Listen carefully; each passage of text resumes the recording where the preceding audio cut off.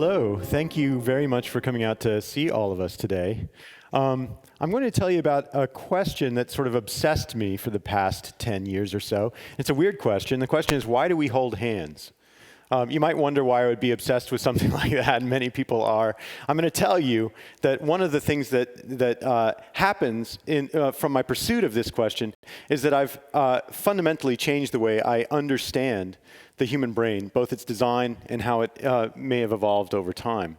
And I also want to tell you a little bit of the story about where the idea came from, because it's really interesting, and it's something that maybe we'll be able to relate to more. My obsession with the question of why we hold hands sort of burst forth Big Bang-like from a clinical experience I had about 11 years ago. I'm a clinical psychologist. At the time, I was working in a veterans hospital, and I was doing a specialty in treatment of post-traumatic stress disorder. And I had a referral for a guy who was suffering from some pretty severe symptoms.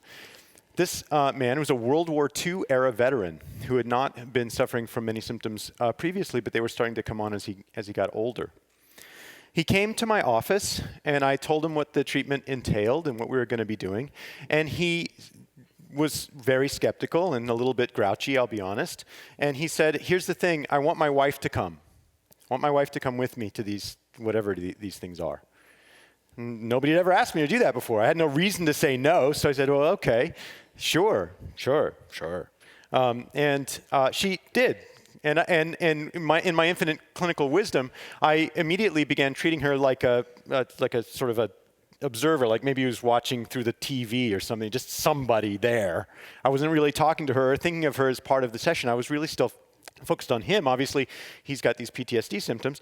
And I told him what the treatment entailed. We were going to tell stories. I want to hear what happened to him in the war. And he said, no. Well, this is what we got to do. No. Okay, so backing off, we're going to do something called progressive muscle relaxation. Anybody know what this is? This is very, very useful. It's a very simple task you can do with people who have forgotten what their body feels like when it's relaxed.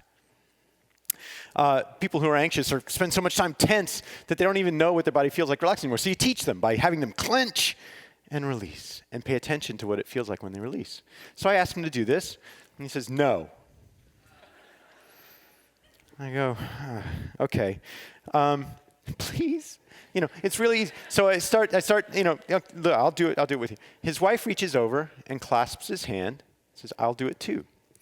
And there in front of me, this couple, both in their early 80s, start clenching up and releasing. Clenching up. They're holding hands the entire time. So we go through this for a number of sessions, and we find out that it's really, we're progressing towards a time where we need to start working on the exposure part of the therapy, where we have him recount some of the things that happened to him in the war, and we sort of work through that. And he says, no. And his wife reaches over and clasps his hand. And he just starts talking. She was doing the work. I was like, well, I'll just leave.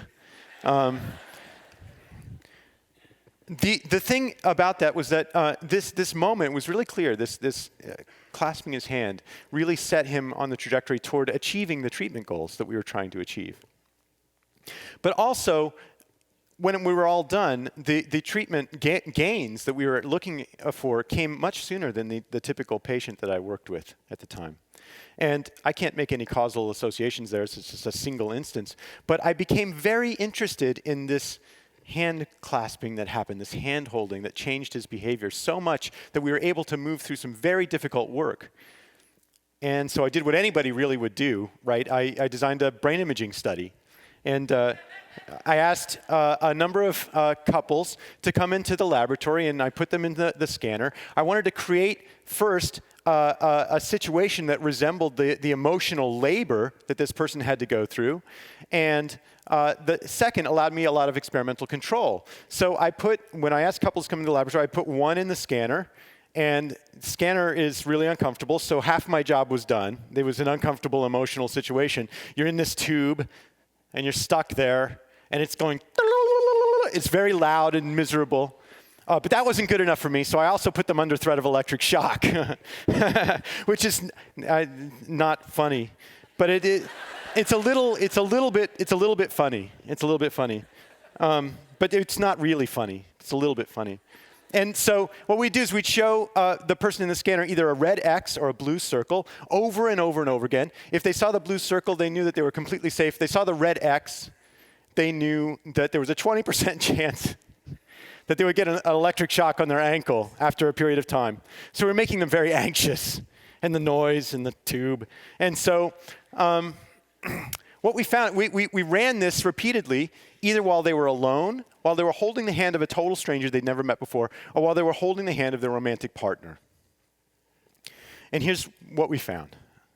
If you're alone and you're in a tube and it's very loud and you're under threat of electric shock, your brain sort of lights up like a Christmas tree. Wah! It's got lots of things it has to do. It's like, I hate this, I want to get out of here, it's formulating plans to get out of here, and it's also controlling yourself so you don't do something which weirdly is socially inappropriate, which is, get me out of here, right? That's socially inappropriate in this context. In no other context would that be socially inappropriate. If you're holding a stranger's hand, parts of your brain that are associated with just the general physiological arousal, the speed of your heart rate, and mobilizing your body to take action seem to be less active. Okay? It's like your brain saying, I don't need to outrun the monster anymore, just that guy. And so it adjusts its effort accordingly. If you're holding your partner's hand, we saw massive decreases in the way that the brain responded to the threat. We saw these decreases in places like the prefrontal cortex, which is one of the locations in the brain that is strongly associated with how you regulate your own emotions.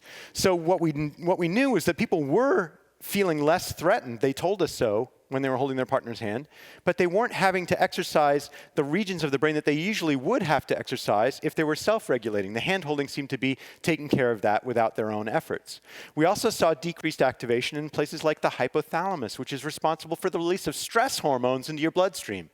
These stress hormones, we already know, can have a deleterious effect on your immune function, especially over long periods of time. So this region of the brain that's responsible for releasing stress hormones that sort of reallocate your body's metabolic resources from places like the immune system to your bloodstream so you can fight off the monster or whatever, were not becoming activated while they were holding hands. This was very interesting to me in particular because we've known already for decades that the more socially isolated you are, the more likely you are to die of anything at any time, no matter where you live or what culture you inhabit. So we've already knew that, but now we're starting to see the actual mechanisms in play in real time. Simple hand-holding. Simple hand-holding. But we're also interested in what's going on with the hand-holder. Okay, sure, you're holding my hand, I'm under threat, I'm getting all of this relaxation. What's going on in your brain?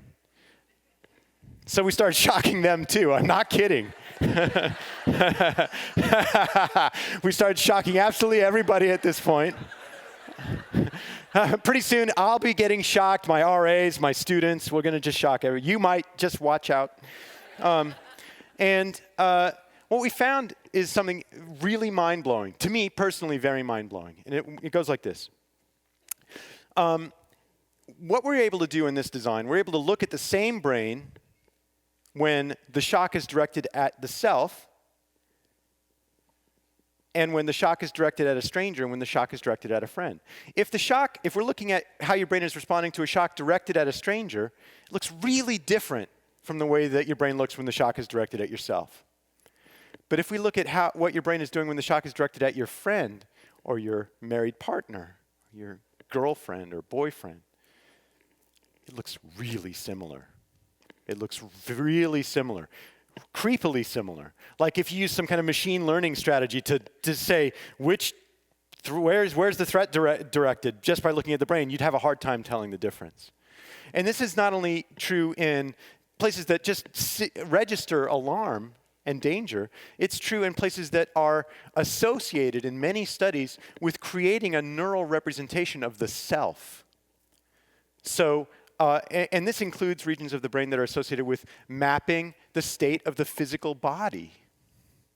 So it looks for all the world like what happens with familiarity is that the person who is becoming familiar, what's almost like a definition of familiarity, becomes mapped on to the self, which is, after all, a task that the brain has to do. It has to create the self from a bunch of neurons firing.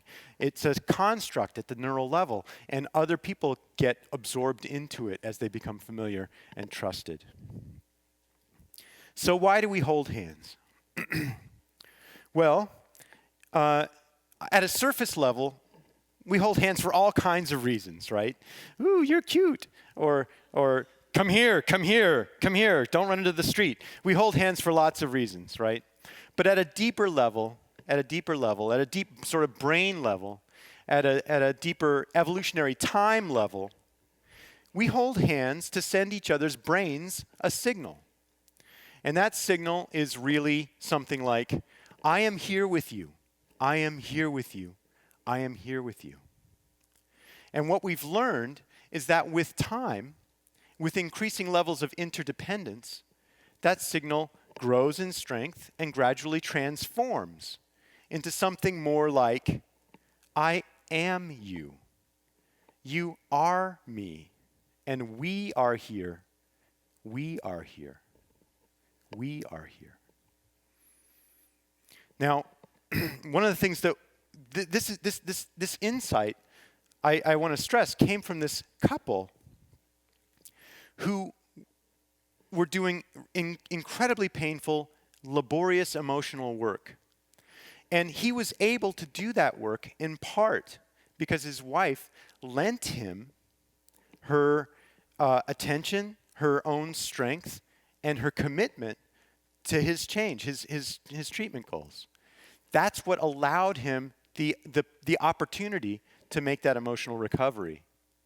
So in a sense, what we have is kind of an economic story. As we grow to become one unit, a larger unit than me or you, we outsource neural processing to each other's brains. And our brains become yoked together in that sense and start processing information for each other. And that's what I've learned.